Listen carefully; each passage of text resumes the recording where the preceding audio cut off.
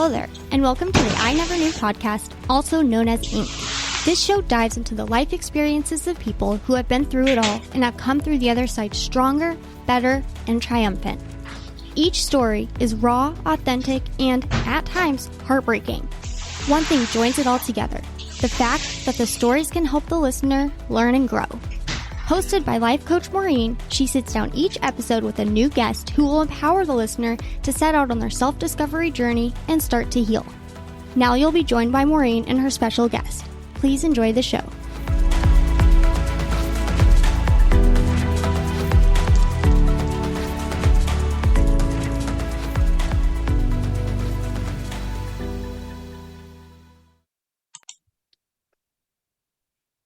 Hi, everyone, and welcome to I Never Knew, but My Dog Did podcast. I am your host, Maureen Scanlon, or Life Coach Maureen, as most of you know me. I am once again thrilled with my next guest. I just love what I do. I get to meet the most interesting people in the world. And if you get to see the video, he's a very handsome man. And we were joking offline about technical issues. And he said he has a second Wi-Fi. And I thought he was going to say I have a second wife. But he said, no. Not for all the money in the world. So I am so happy to introduce everyone to Marc Paisant. And Marc's story is really interesting. He is a personal trainer. And I think it's interesting how us humans sort of separate physical and mental and emotional. And he's going to talk to us about how he's integrated all of it and why that's important for his life. So here's a little bit of Marc's story, and then I'm going to throw it to him to really give you some details. So Marc had struggled early on in his adult life with his weight, confidence, anxiety, and depression, as a lot of us do, right? That's very common. And to be honest, he still struggles with those things, but he's learned how to use coping mechanisms that work for him. He had a few bad experiences with therapy, but he never gave up. And he never gave up on himself. And at a certain point in his life, he decided he was worth it. And I really, really love that. One of the questions on my questionnaire that I send to my guests is, what helped you overcome the traumas? And a lot of people will say, my family, my church, my faith. And my favorite answer ever is what Marc said. And he said, therapy, therapy, and therapy. Did I mention therapy? So we're going to get into more of that. Welcome, my friend. I am great. Thank you for having me. And I just want to touch on one thing that you mentioned. And you had said it's something that's common and we all go through. And I really like that, but it's so hard for people to just even say that. Like we don't want to even say that, mental health and mental issues are common in our society. We want to mask it. And that's what I did for the longest time. And I kind of learned through, and I don't know if I mentioned this before, therapy, if I had said that to you ever. But we kind of, I know I really haven't been asked a question yet, but that really struck me when you said it's something we all go through. And I really want people to understand that how we look at mental health can be the same way we look at physical health. Like we all get sore backs. We all wake up on the wrong side of the bed. We all twist that ankle. We all have, we type so much. We have the wrist and the finger issues, and we'll tell our friends so easily, oh man, my wrist hurts and I really need to ice it. I need to get it. But once we go through once we have that anxiety because of a really important thing that we have at work, or once we get depressed because one of our best friends moved away, or as adults, our friends move away, families move away, we have jobs that we get laid off from, and everybody wants to have this strong face, this strong front they put out. And that is so stressful and so frustrating and leads to more issues. So thank you so much for bringing that up. And it's my pleasure to be on this show. I love it. It's our honor to have you. And I think you're absolutely right. And I think it's a double-edged sword because, everything's mental health now. We've got TED Talks and, mindfulness and all these buzzwords, self-care. And yet on social media, we're still only showing our best side and not talking about our own personal stuff. So I love that. And we're going to definitely get into that. So because this podcast is I Never Knew, we always start off with your knee story, which is what was the moment that really brought you to your knees, or accumulation of knee moments that really started this path for you that you probably didn't know at the time?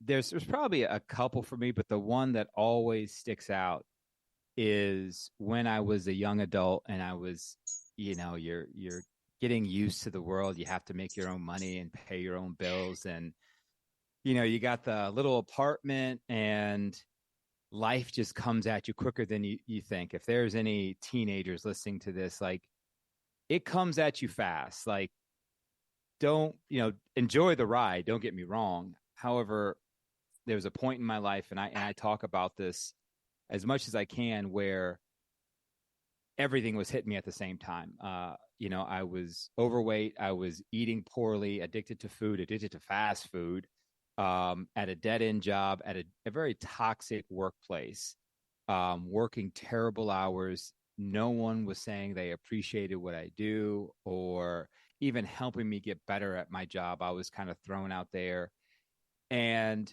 didn't really have a good set of friends. And I was people pleasing all the time. And there was one night I was driving home from work in a work truck, and I literally was on this big highway in Maryland going towards Virginia. And I thought to myself, like, if I just swerve this truck into oncoming traffic, like, someone will have to listen to me. Someone will have to give me the time of day. And, it was probably, looking back, it probably wasn't more than like 7 or 8 seconds, but it felt like an eternity. And I did not do it. But the next day, I contacted EAP from my job. One good thing I had out of this job was the employment assistance program. And I talked to a lady that just let me talk, just listened to me. And she said out loud that one, you need a break. You've been working too much and doing too many things. And two, it do you well to sit down and talk to a therapist. And I had been to a therapist before in college, and it had been a really good experience. So at that point, that's when everything kind of just hit me square in the face, that what you're doing right now is not working, and you're not going to be here long, or you're not going to have good health, or something bad is going to happen unless you make some changes.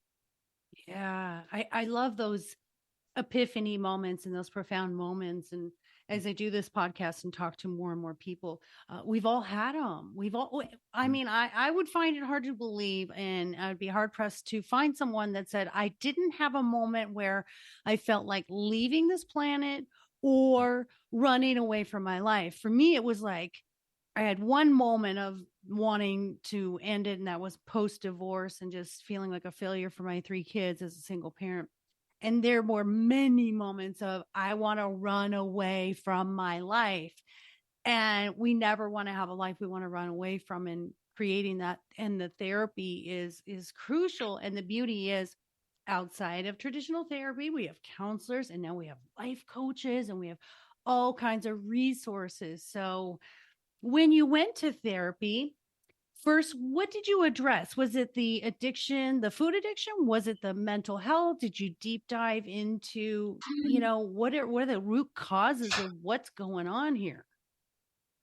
So I've had, like I mentioned, I went to therapy my first time as a freshman in college, and that was just me feeling out of place and me feeling that I didn't belong. I was a collegiate athlete, and I was big man on campus in high school. Then I was thrown into a place where everyone was big man on campus, and you gotta either get better, learn, how to defend yourself, or learn how to dive straight in, or not survive. And I wasn't ready for it. And it took me a full semester to realize that. And I went to a very good therapist on campus. Now, I do want to talk about the therapist I went to after the epiphany I just talked to you about. because EAP, I've had some really, the therapist that I had later in my life was started at EAP, but this therapist, from the moment I walked in, and this is why I tell people, like, if you don't have a therapist that's right for you, try another one. Like, don't give up. Yep. So it was the quintessential therapy office. It was the mood lighting. It was the slacks and the polo shirt with the loafers and the glasses and the notepad sitting at a desk away from me. I was on a couch, and I remember us talking about my feelings that night, and the words depression, anxiety were never brought up. All the appointments were kind of cut short, and then we get to the third one, and he's just like, "Okay, well, that's it." And I was like, "What do you mean that's it?" Like, he's like, "Well, you get your three appointments with me, and that's what your EAP covers." And he didn't mention I could, pay for more time through my health insurance through him. He didn't mention I could go to another therapist. He didn't mention any of my options. So I came out feeling more lost than I did coming in. And so I did a lot of self-coping again with, eating late at night, drinking too much, just trying to just push myself through entire work days until I get fired from that job, which I will tell people I deserve to get fired. I deserve to get fired. I would have fired myself. And I finally get a job where it's not a toxic environment, and I have a very good leader as my manager who's very compassionate, very empathetic. But again, I'm still having these feelings because they're just not going to go away because I switched jobs. I mean, that's not going to, I have a better job, yeah, but it's still part of me. Right. So I do EAP again, and I find a wonderful therapist, Dr. Nedler. And we get to the third appointment, and I'm like, okay, so, what do we do now? I guess that's it. And he looks at me. He's like, what are you talking about? I was like, well, I know it's EAP, and I know. He's like, no, your health insurance is going to cover this, and we have a lot of work to do. And I was just like even I just got chills in my body just remembering that conversation I had with him. And I cannot tell you how much we unpacked about some traumas I had as a kid. Not that I had a bad, any type of bad things in my childhood. I'm a twin, and there's a lot of comparisons I did with myself and him. There is some things I need to work out with my parents in regard to how they saw the world that they wanted for me and how I saw the world, and the relationship with my girlfriend, who's my wife at the time, how I prioritized like other people before myself. And then he used the words depression, anxiety. That's the first time I had heard them said to me in my life, and I'm in my late 20s. And I remember my first thought was like, I've heard that word. That's not me. I'm sad sometimes. But and he kind of starts explaining it to me, and the anxiety he explains to me, and I'm like, doesn't everybody just feel that? Doesn't everybody have 1,000, thoughts going through their head every second of every day? Doesn't care if the sun's out, if it's raining, if you're stressed, if you're not. Like, everybody's like this, right? And he's like, no, everybody's not like this. I'm like, oh, okay. All right. So, but I worked on and off with him for almost a decade, and I learned so much about myself. And it wasn't until I went to another therapist when I got down to Georgia that the ADHD was brought up. And again, I had the same questions like, oh, doesn't everybody have this kind of thought process? And like, no, everybody does it. And I was like, where have I been? So there was a lot to unpack with me, and I'm still unpacking stuff. But I tell you what, therapy has given me like the tools I needed to get through a day and make sure I wasn't being too rough on myself, and just figure out that I'm good the way I am. I could just work on some things daily. Yes, I love that because, and I didn't get diagnosed with ADD until I was 35, maybe 34. And I was like, isn't everybody all over the place? Isn't everybody else have this, and now there's kind of a new word, neurodivergent. And as I'm studying it and I'm going to be coaching that demographic, I'm like, we're all neurodivergent. We all have these weird, wacky things, the way we do things. So there's this fine line between labels and and who we are, because a lot of times, and it depends, like you say, it's where is my mindset. If someone tells me I'm ADD, I can take that and use that. Like my son was diagnosed at 7 with ADHD, and he started saying, well, I'm ADHD. And I'd say, no, we're not going to be using that as a crutch. You're just going to say you have to work a little bit harder. And so there's this fine line, especially when I life coach clients that come from therapy and they've got this official diagnosis. And I say, when they say I have depression, and I'll say, do you have depression, or does depression have you? Because you have a choice whether or not it has you. So I really love that you said that. And I love that you're an advocate for therapy. And I think now we've expanded all the options out there. You can do it online, you can do texting, remote. So the weight. So listeners, I have to tell you, this is so amazing to me. And I might need to hire you, because he dropped over 100 pounds at one point. I mean, that had to build your self-confidence. That gave you focus. How was that journey? So it's yes to, the self-confidence in some aspects, but I tell you what, like I said, I wasn't, from the moment my brother and I were 6 years old, we played sports, and we played youth soccer and basketball, played high school soccer and basketball, AAU basketball, club soccer. He went to Naval Academy to play soccer. I went to Clemson to play soccer. Like, we were fit individuals. And one thing that no one ever mentions is that once the sports is over, there's no coach telling you what to do. There's no trainer. There's no one giving you the meal plan. There's no one food prepping. There's nothing like that. So missing the accountability partners. Exactly. So my roommate and I, who still played soccer, I didn't play soccer as a senior, and I get a job and I'm going to class all the time, trying to graduate in 4 years, which is overrated, by the way. Like, stay in college if you want to. But even my dad told me that. He's like, you can do a 5th year if you want. I was like, no, 4 years. So I start working. I don't really have time. Well, I tell myself I don't have time to work out, and start eating poorly, have to rush to work, get to class, go back to work, working late nights, graduate on time. I get to my senior graduation, and I'm like, well, these pants don't fit. My dad's going to buy me a suit, so this suit fits. I still look okay. And the years go by, and you start going from a 34 waist to a 36 waist, 36 to 38, 38 to, oh, wow, we're in the 40s. 42. And I was like, I got to a point where back pain, joint pain, ankles were swollen all the time. And, my wife and I are about to get married. And I started to think in my head, I'm like, I want to have kids, but I want to play with them, and I want to be around for them.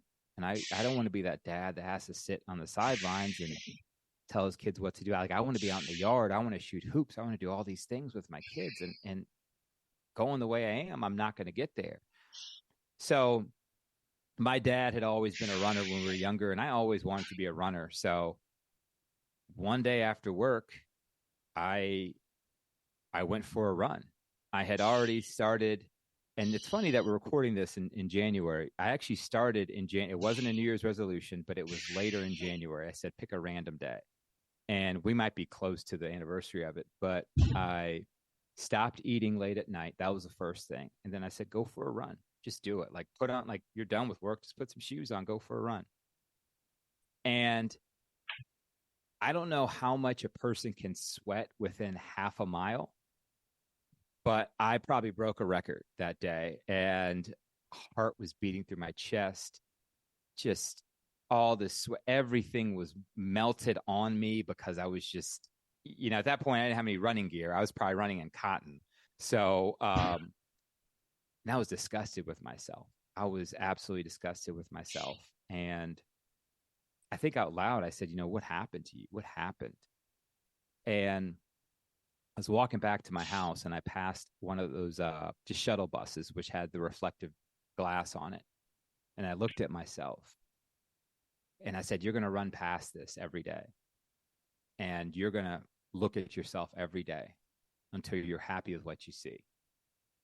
And in 9 months, I kept to that and I lost 75 pounds in 9 months. Oh my. And so, and I would be remiss if I don't, talk about my wife too, because she was the one that said, hey, let's get you on a food app to see what you're eating, how many calories, what kind of sugar, sodium intake, fat, cholesterol, all that has in it.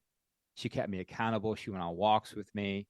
We ended up getting in that time, unfortunately, our dog had passed away. So we get this puppy, this really energetic puppy. And we start taking him on walks and it just sheds off. And I know this sounds like it's going to be this is a great story.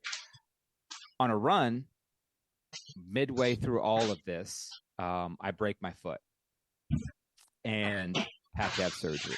I have to have 2 surgeries. So I'm feeling very good about myself. I've lost this weight. I'm fitting into clothes I haven't fit in a long time. Doctor says you have a fracture, you need pins in your foot, and you're going to be out 6 months. And I was like, all right, well, that's it. I guess I gave it the old good college try. Like I did what I could, but it is what it is. And I get through that. PT was a pain. I try running again. It's too painful. He goes in a second time, cleans it up. And then the pain starts going away. And I start remembering who I was. And then I start incorporating gym into it and weights. And I'm like, okay, Mark, you can do this. You can do this. So out of all of this, and I want to make sure I'm very clear with this, because I don't want someone listening to just think, running is going to cure them. I was working on my physical fitness at that time, but I still had things I needed to work out mentally, which I didn't know at the time, And I start getting I have an addictive personality, and I start really addicted to losing weight, not getting fit, not eating right, not being the best version of myself, but shedding pounds. And in college, my playing weight was anywhere between 195 and 205. I'm 6'5". So 195 to 205 is really skinny. It is. Yeah. I couldn't put on weight.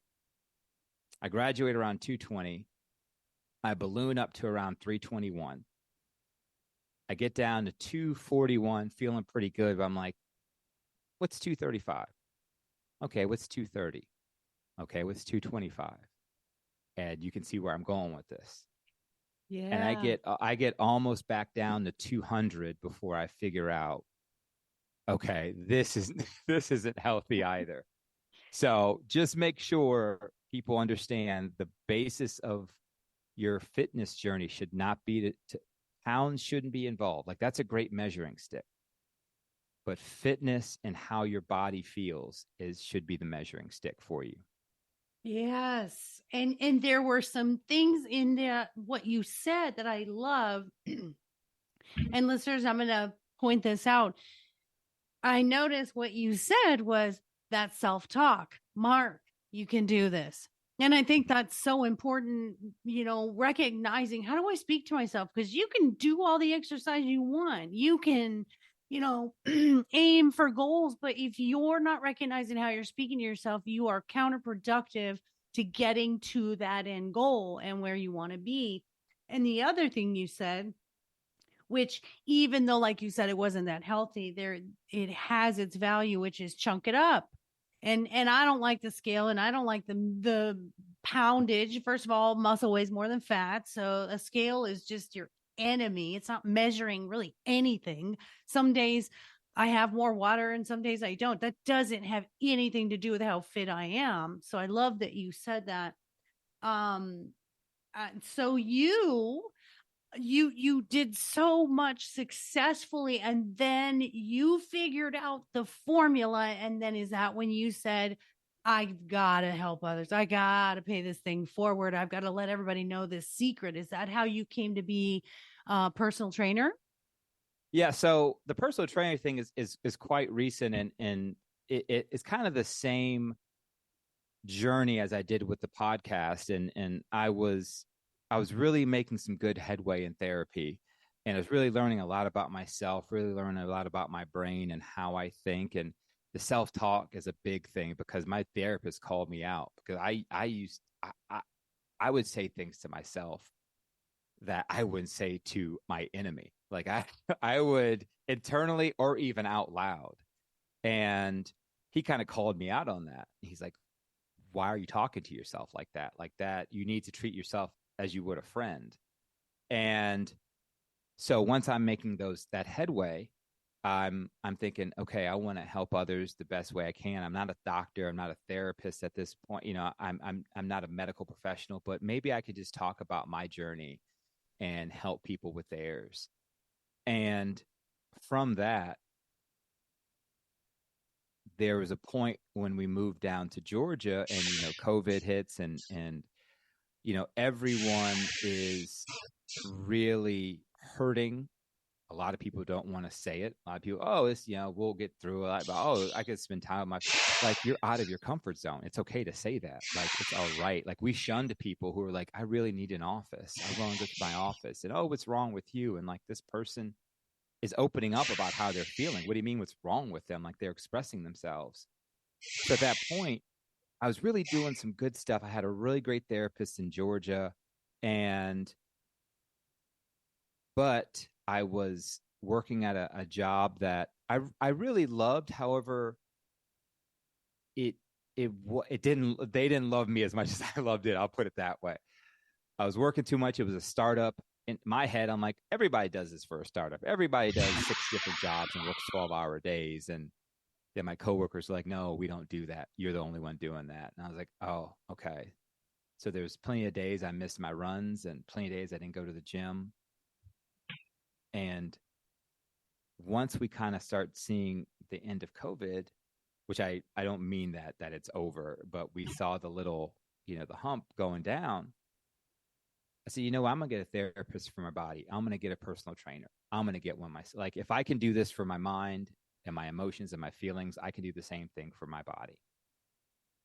And I get this guy, Brian, who's just an amazing rock of a man. He's just a big muscle walking around, a muscle with a personality.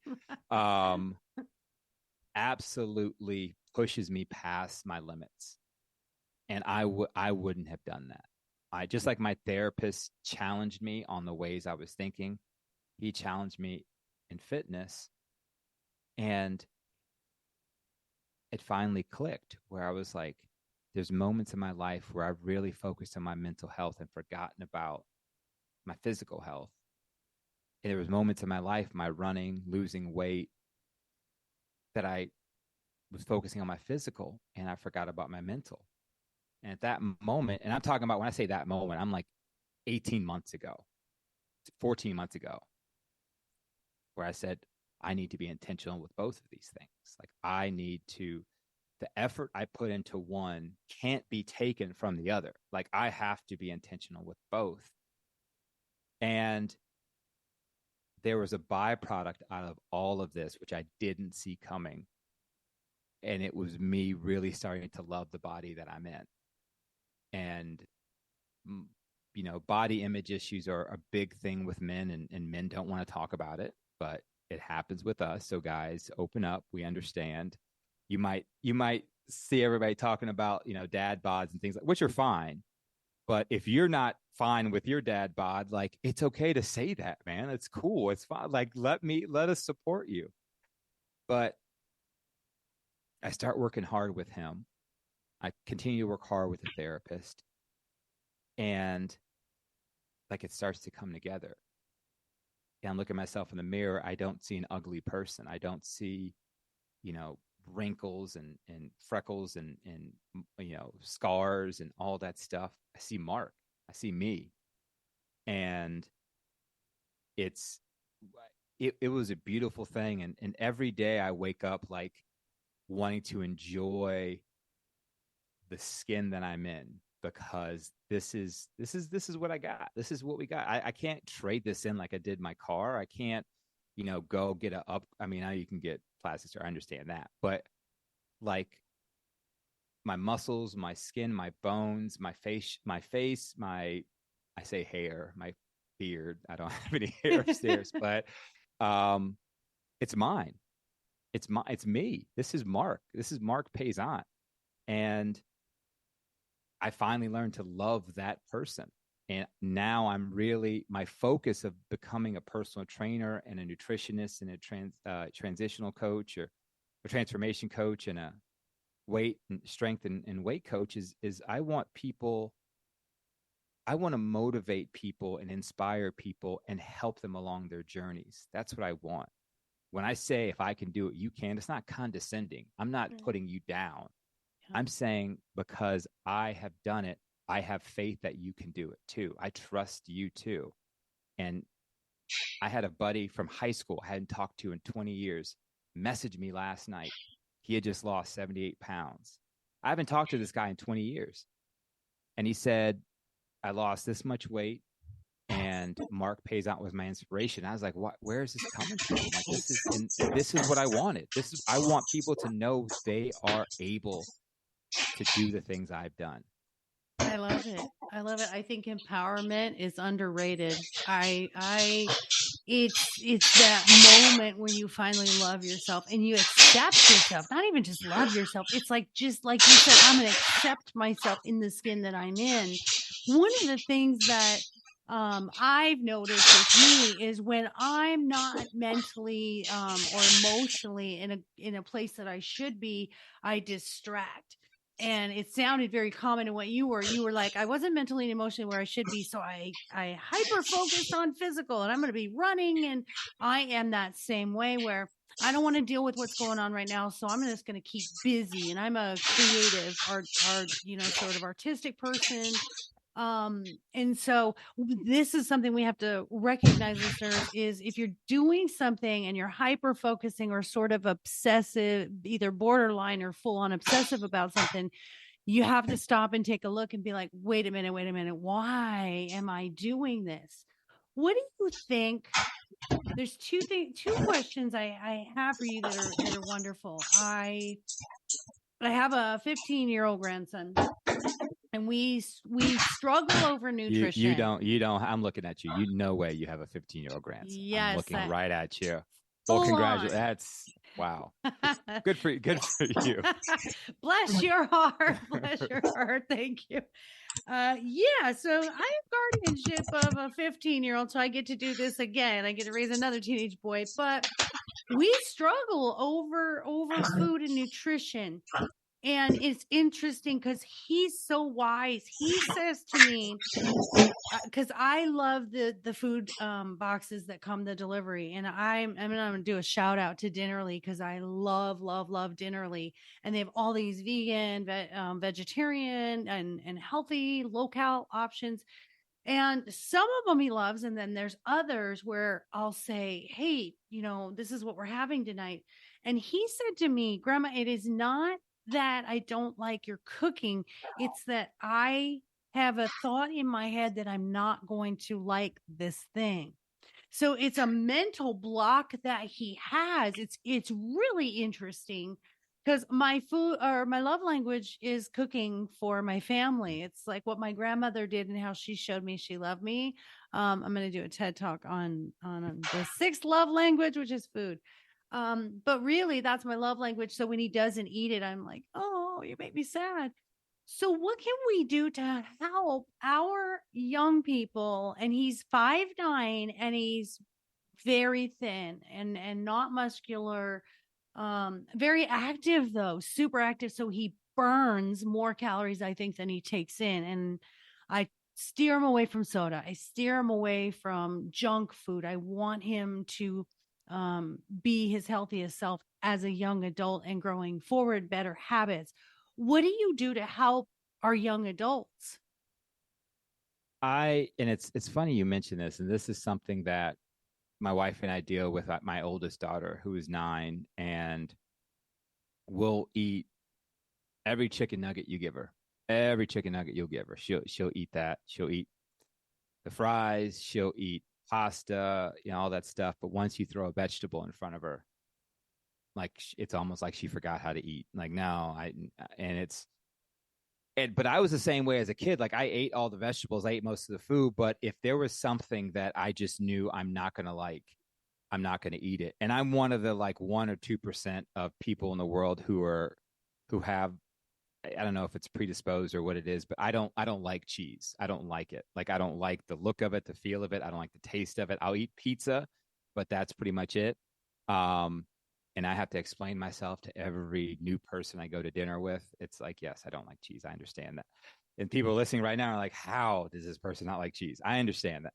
So, but the thing about food and our kids, and I'm learning this, and I had a great person that I recorded with on my show who kind of explained, she does a lot with keto diets and a lot with nutrition. I had a nutritionist. I'm literally studying and taking the test right now for my nutritionist certification.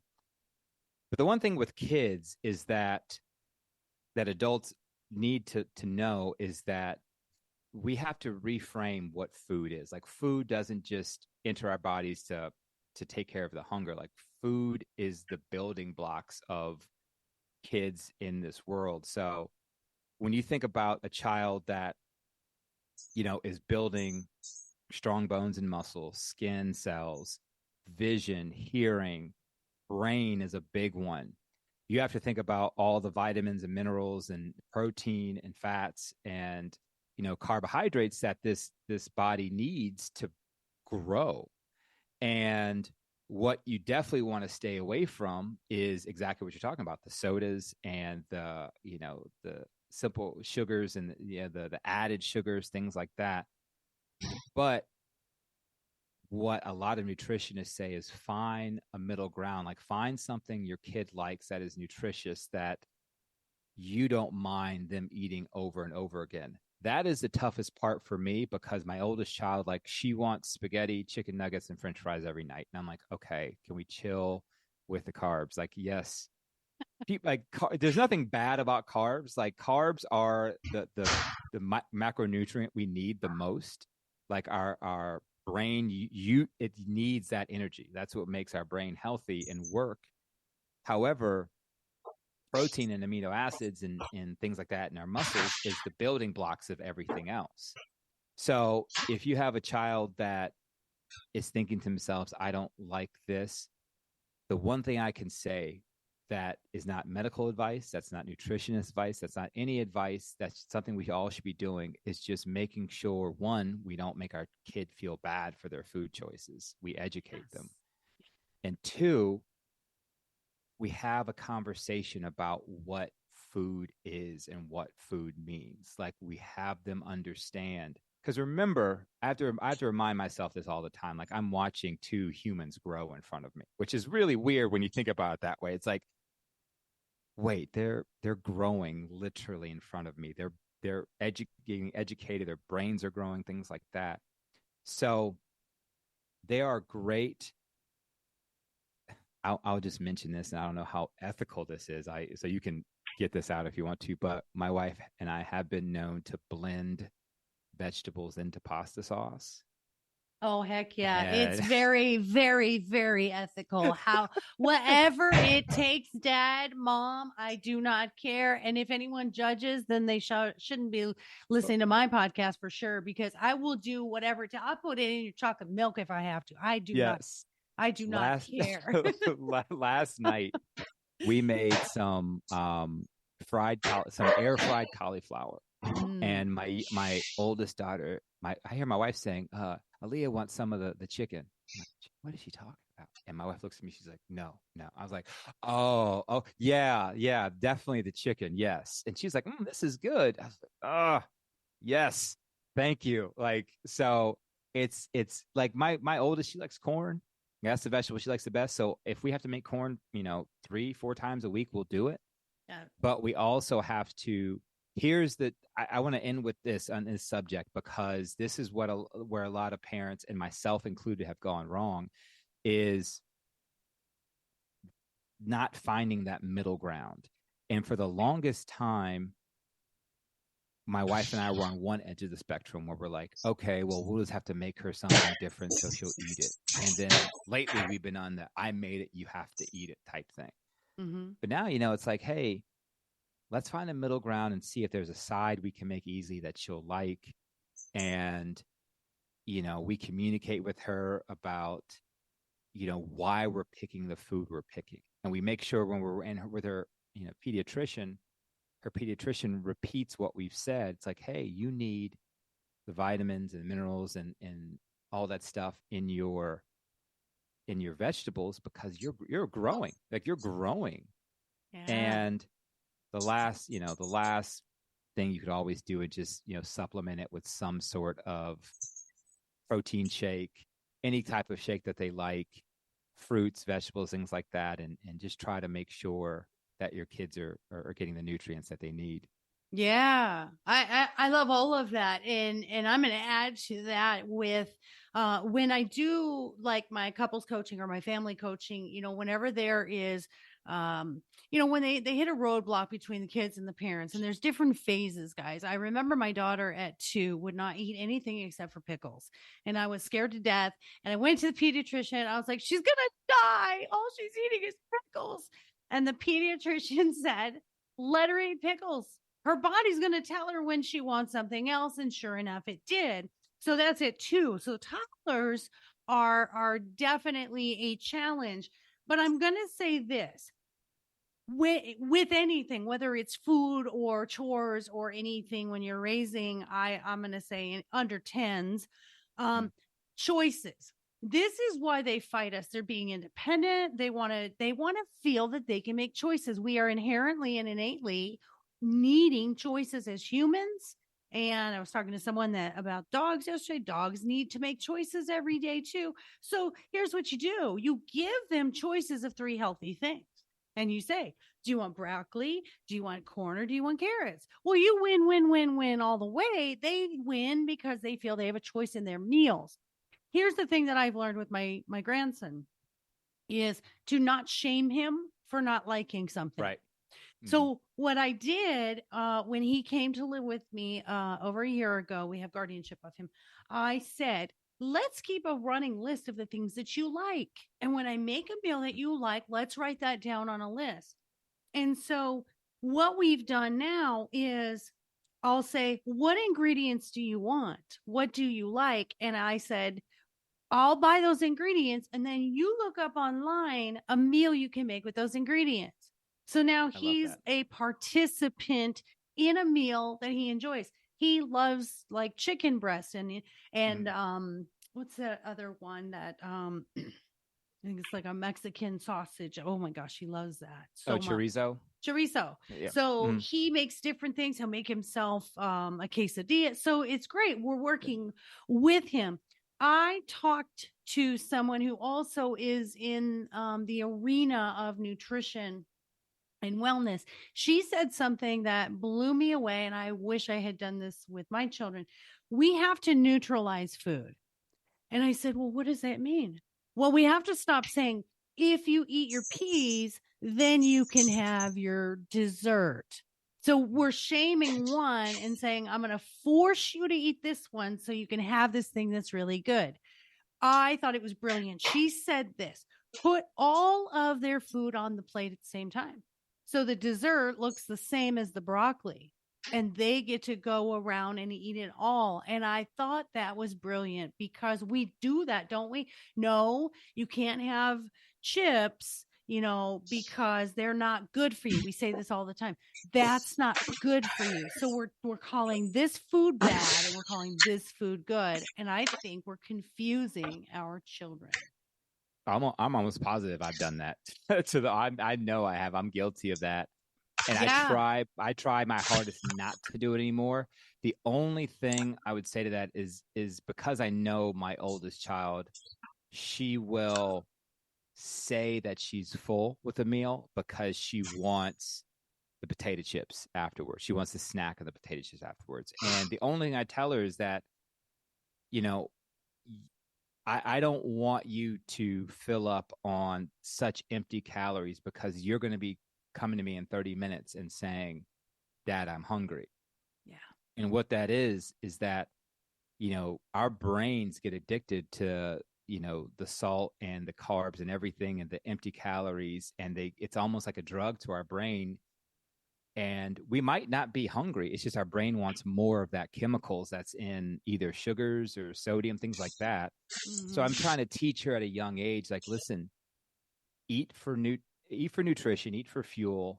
And then if you want a snack and you want, you know, a few potato chips here and there, that's fine. But I don't want you having potato chips as a meal. So, yeah. But yes, you're absolutely right about that. No, I think that is absolutely, you're right on that fact. And then I have to join you in the chicken thing, and I have a story for you listeners. And my son is going to kill me for telling this story, so I'll make sure he avoids this podcast. No, I'm just kidding. But he's 24 now, and I have to say this is something that's just personal observation with people who have neurodivergent things. So whether it be ADHD or even spectrum, there is a texture thing involved that also makes them like or dislike things. And my son was a very much a textured thing. And he had it in his mind that he did not like meat. And so he loved chicken, like your daughter. So I would make pork, I would make beef, I would make everything. And he'd say, "Oh, this is really good." Or he'd say, "What are we having for dinner?" And I'd say, "Chicken," because I needed to get him to eat some meat besides chicken. So, this is so bad. This is so bad. It makes me laugh. So he's 13 and he's posting this picture. We had a big Christmas party and we made this beautiful prime rib. And it was just, it's wonderful. He takes a picture of it and he posts it on social media and he said, "Look at my mom's chicken." And I was like, Mark, it was like having the birds and the bees talk with him, except with food. I was like, okay, I think it's time we have to break it to him. There's no Santa and this is not chicken. So it was bad, but it did get him to eat it. And we laugh about it now, all these years later. When he comes over and, Christmas will have a ham and I'll say, "Here's your chicken, honey." But that's a great moment. That's a great moment. That's a great bonding moment. I love it. I love it. And I think if there's any way that we can just get nutrition into our kids, then the better. So as we wrap up today, I want you to tell me, what is the advice if you could go back and give your younger self, even your younger college self, what would you say to either reassure yourself or say, what's the saying that you would give yourself to carry through to the person you are today? And I love this question, and I always preface it with two things. One is that there's nothing in my life that I would change, because it's all made me the person I am today, and I'm thankful and grateful for that. And two, I would never give out unsolicited advice to anyone, and I want people to find their own journeys. However, when asked like something like this, I just want. I would tell my younger self to literally just get out of your own head. I know it's easier said than done. Yeah. Get out of your way. And I can't tell you how many times as a athletic, tall, quick, very talented soccer and basketball player, I didn't see that person. I always thought I was not good. I always thought I was failing. I always, didn't give myself credit for the good things I did and blamed myself solely for all the bad things. Yeah. And so get out of your own way and take credit when you deserve it. That's Those right. two things I would tell myself. I love it. And I think because my husband is a twin, so I have a little more understanding of what you went through. There's an identity thing. Like my husband said, he's like, I didn't have an identity. It was just us. And they were like Yes. it was like one Yeah. name. It was like they didn't have even separate names. It was like combined names whenever they said it, or the twins. And so that definitely contributed, in my husband, when we talk about some of the stuff he went through. And then the other thing is expectations. When you're talented like you are in sports and you've got pressure from parents, you're being set up for failure almost. Like you cannot fail. You have to perform at this level. And then when you don't, it's internally breaking to us, to ourselves. So to lighten it up, my very last question that I do is my segment called Take My Money. And that is the weird and wacky stuff. So, for instance, I was talking to someone. Where is my here's one. Let's see some of the weird and wacky things that I've seen. Oh, for example, in my previous podcast, I've mentioned they had like s'mores chapstick. I'm obsessed with chapstick. So there's one that's graham cracker chocolate, and then there's marshmallow. Yeah, I know, right? Oh, and then today, in a previous one, I mentioned that there's a book on how to craft with cat hair. So you get where I'm going. You get where I'm going with this, right? What is the weirdest thing you bought, the weirdest thing you've seen, or the weirdest thing that you've seen somebody else sell, whatever it is? Give me something good. So one of my closest friends and she's the female version of me. Like I'm really, I like to have fun. I'm witty and I'm sarcastic, and to a fault. Like sometimes it's like, Mark, all right, bring it back in. But one of our friends is a female version of me. So we, on birthdays and holidays, we send each other random gifts, like totally random. And this started as a gag because I used to send her huge boxes of the marshmallow Easter bunnies or eggs or whatever I think they're terrible. I think they're horrible. I do too. But Peeps.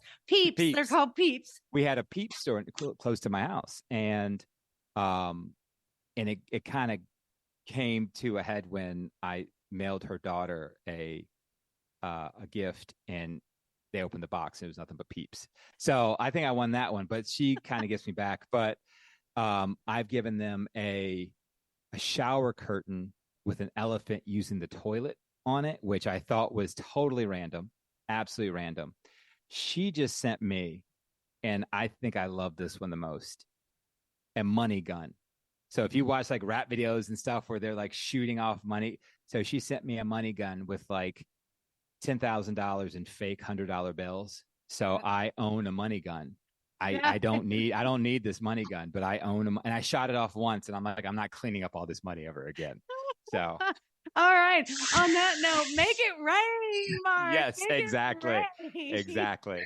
Oh my gosh, what an honor it is to have you here. I thank you so much for all of your information, for who you are. And I never take it for granted your sharing and your vulnerability of your story, so that one person out there I know we've connected with can say, damn, Mark did it. I can do it too. So I thank you, my friend, for being here. Totally my pleasure. Thank you so much. And guys, you know where to find me for any life coaching, relationship coaching, dating coaching, self-confidence, self-image, and self-esteem coaching, lifecoachmaureen.com. Excuse me. Ooh, that came out of nowhere. And then products for your puppies, mydogiseverything.net, and my books, My Dog is More Enlightened Than I Am, and My Dog is My Relationship Coach, are available everywhere that you buy books. And that's going to wrap it up for us today. I hope everyone is going to have a wonderful week. And I want you all to be well, be happy, and be good to one another. So take care until next episode of I Never Knew What My Dog Did podcast. Thank you, and love you all for listening.